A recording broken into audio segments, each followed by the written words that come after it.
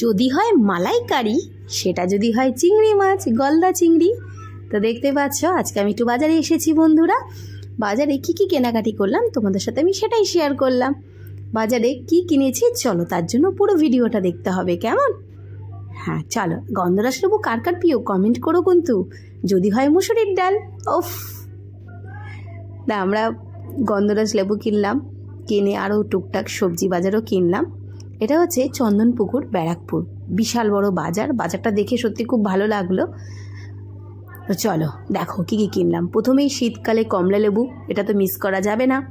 আর তার সাথে কি বাজার করেছি দেখো, পালং শাক করা হয়েছে, সবজি বাজারও কিছু কেনা হয়েছে, অনেক কিছু সবজি বাজারও কেনা হয়েছে। তার সাথে মাছ 3 রকমের, আর এই যে গলদা চিংড়ি, ট্যাংরা মাছ আর মাছের মাথা, মানে অনেক রকম মাছ কেনা হয়েছে। আর হ্যাঁ, গন্ধরাজ লেবু।